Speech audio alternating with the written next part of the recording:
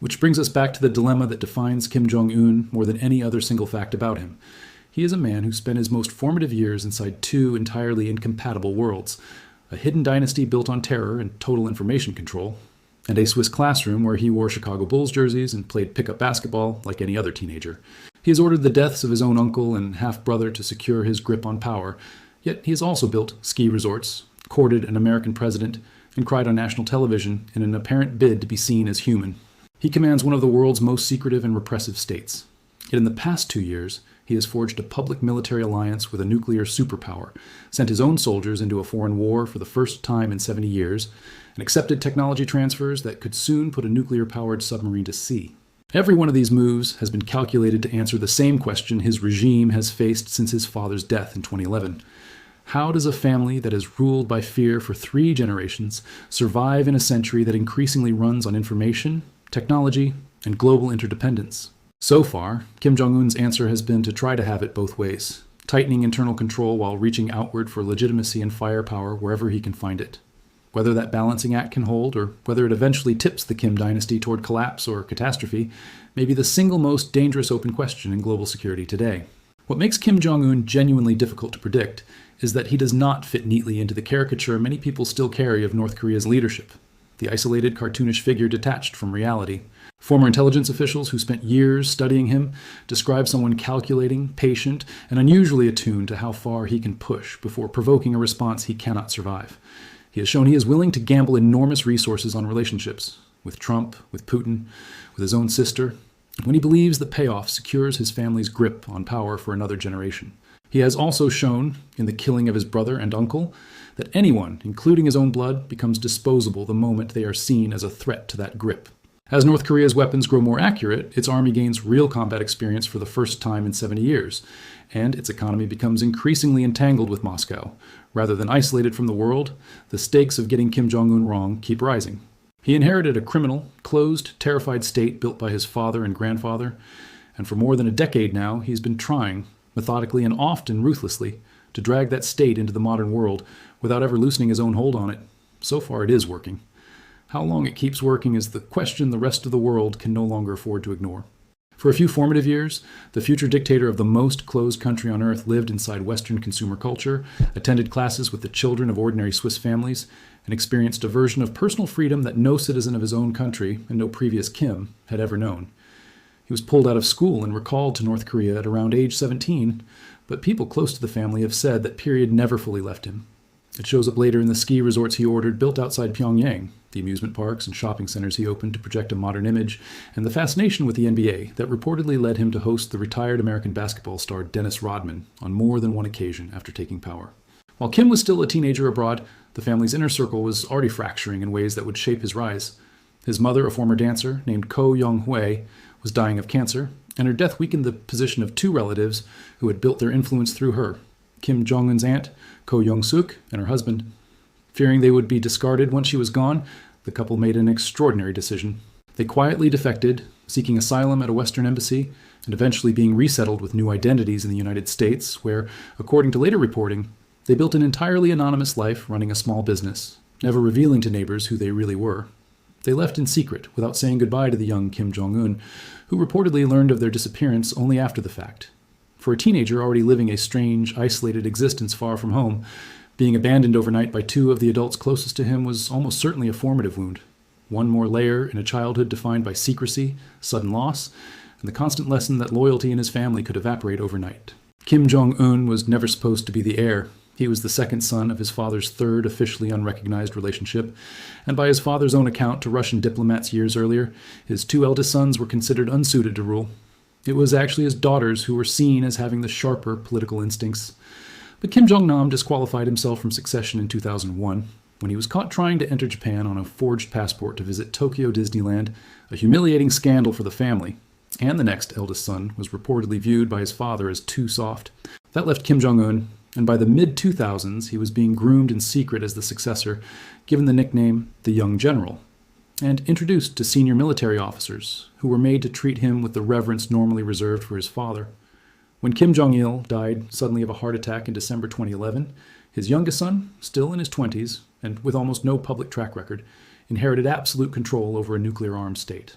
The first years of his rule were defined by brutal, highly public consolidation of power, because a ruler that young, taking charge of a system built on fear, could not afford to look weak.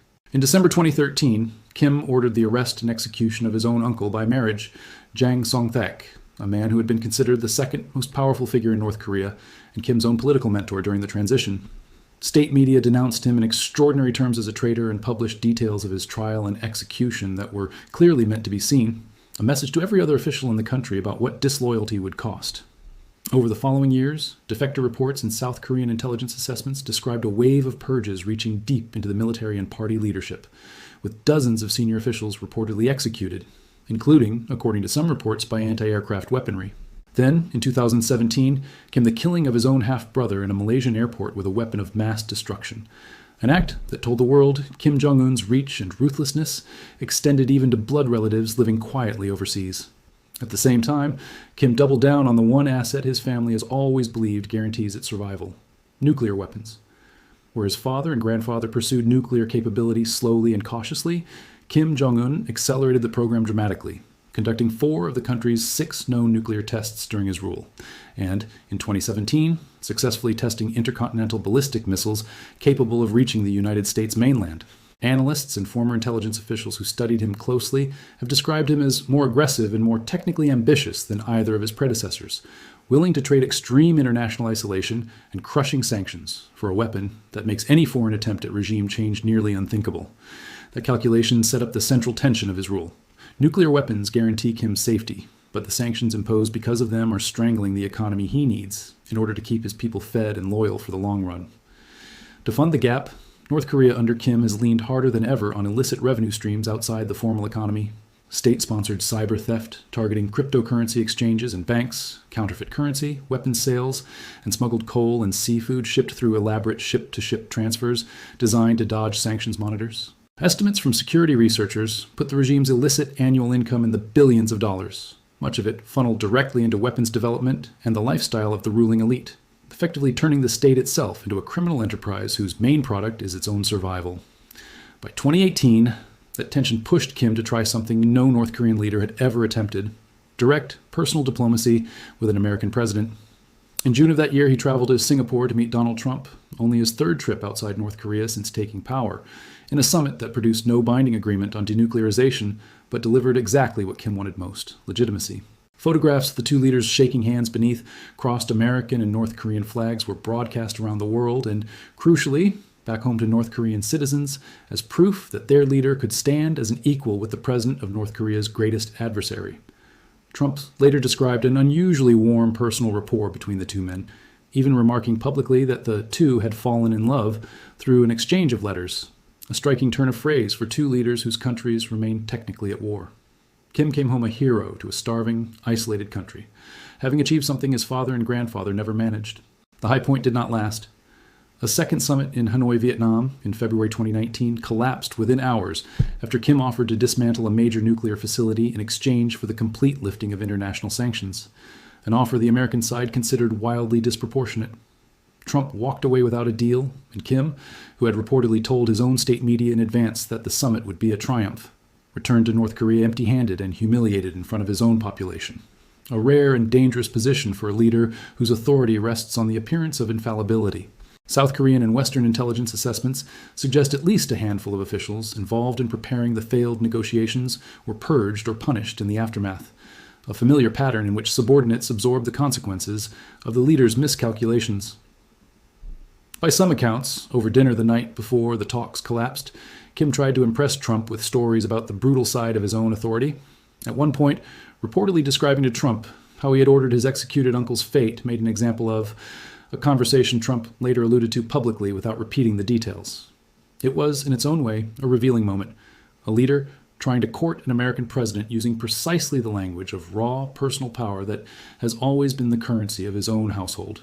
A few months later, Trump made an impromptu visit to the Korean demilitarized zone and briefly stepped across the border into North Korean territory, becoming the first sitting American president to do so.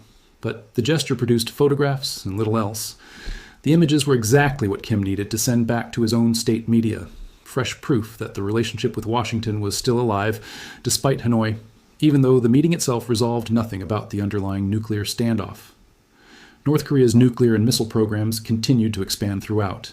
And by the early 2020s, Kim had unveiled what analysts nicknamed the Monster, one of the largest road-mobile intercontinental ballistic missiles in the world. As Kim tried to soften his public image abroad, he needed someone at home willing to keep doing the traditional, brutal work of the regime, and that role fell increasingly to his younger sister, Kim Yo-jong. 4 years younger than her brother, she was such a closely guarded secret during her father's rule that most North Koreans didn't know she existed until after his death. Under Kim Jong-un, she rose quickly, first as his propaganda chief, and then, by 2018, as his personal emissary, becoming the first member of the Kim family to set foot in South Korea since the end of the Korean War, when she attended the Pyeongchang Winter Olympics as her brother's representative. Since then, her power has only grown. She now effectively controls the flow of English-language state messaging and is widely believed to review most communications reaching her brother. She has also emerged as the regime's chief attack dog, issuing blunt, threatening statements against South Korea and the United States, in language usually reserved only for the supreme leader himself, and in June 2020, she was linked to the destruction of a joint liaison office on the north-south border, a message aimed squarely at Seoul. Analysts who track North Korean succession politics increasingly describe the arrangement as something close to a dual leadership, with Kim Jong-un cultivating a gentler, more relatable public persona, even breaking down in tears during a rare public address in 2020, while his sister handles the aggression and enforcement that keep the system running on fear. That division of labor lets Kim present himself to the outside world as a rational actor who can be negotiated with, while Kim Yo-jong absorbs the blame for the regime's hostility, a kind of political shock absorber that shields her brother's image even as the underlying threats keep coming. It has also fueled years of speculation about her own status in the line of succession, since Kim Jong-un has never publicly named an heir and, according to South Korean intelligence assessments, may not yet have a son old enough to inherit power. Whether Kim Yo-jong is being positioned as a possible successor herself, or is simply the most trusted enforcer a paranoid regime has, remains one of the more closely watched open questions among North Korea analysts. The most consequential shift in Kim Jong-un's strategy, however, has happened only in the past 2 years, and it may be reshaping North Korea's future more than anything since the original nuclear tests. In June 2024, Kim signed a mutual defense treaty with Russian President Vladimir Putin during a rare visit by Putin to Pyongyang, the strongest defense agreement between the two countries since the Cold War, committing each side to military assistance if the other is attacked. By that autumn, Western and South Korean intelligence agencies were reporting something almost unthinkable.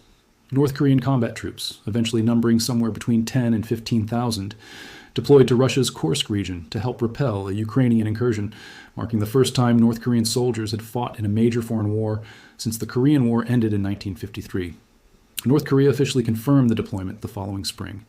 Seoul's intelligence services estimate that hundreds of those soldiers have been killed and thousands more wounded, yet Kim has repeatedly praised them in state media as heroes, ordered a war memorial, a museum built in Pyongyang to honor them, and by mid-2025 was preparing to send additional waves of troops. In exchange, North Korea has shipped Russia staggering quantities of conventional weapons.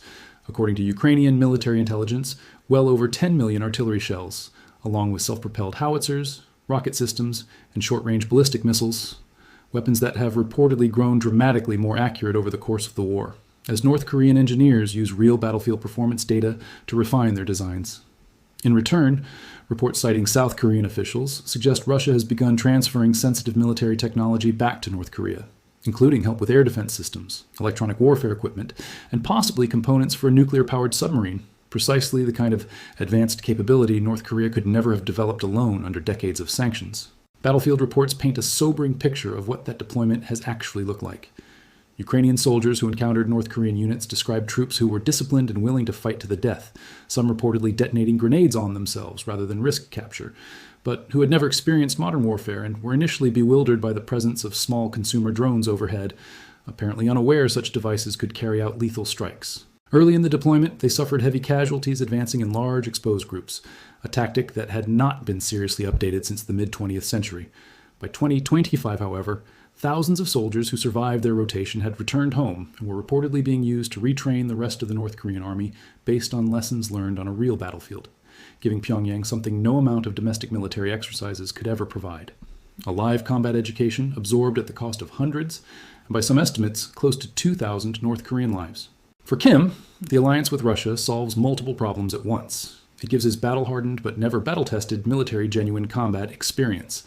It generates desperately needed hard currency and food supplies at a moment when North Korea's economy, remains crippled by sanctions, the pandemic era, border closures, and repeated flooding, and it gives him a powerful patron on the UN Security Council at exactly the moment his relationship with Washington has cooled again.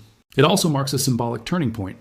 For the first time in decades, North Korea has a source of geopolitical leverage that doesn't run through Beijing, easing its long dependence on China. But the alliance carries real risk for Kim as well. Thousands of North Korean soldiers have now seen, firsthand, drone warfare, foreign battlefields, and a version of modern life entirely outside the propaganda bubble they were raised in.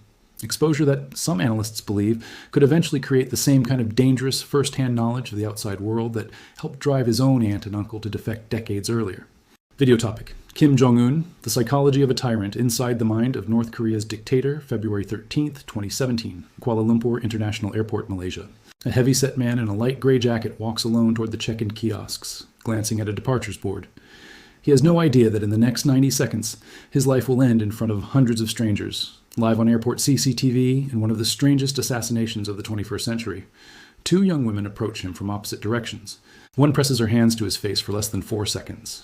Then, both women simply walk away, one heading to a restroom to wash her hands, the other hailing a taxi, as if nothing had happened. The man staggers to an information counter, complaining that someone has grabbed him and sprayed something into his eyes. Within 20 minutes, he is dead. His name was Kim Jong-nam. He was the estranged half-brother of Kim Jong-un, the supreme leader of North Korea. The substance smeared on his face was VX, one of the most lethal nerve agents ever developed, a chemical weapon so dangerous that United Nations conventions ban its production for anything other than research. It had just been used as a murder weapon in a crowded civilian airport, and the operation bore every hallmark of a state execution ordered from Pyongyang. Investigators later reconstructed an operation so elaborate it looked lifted from a Cold War spy thriller.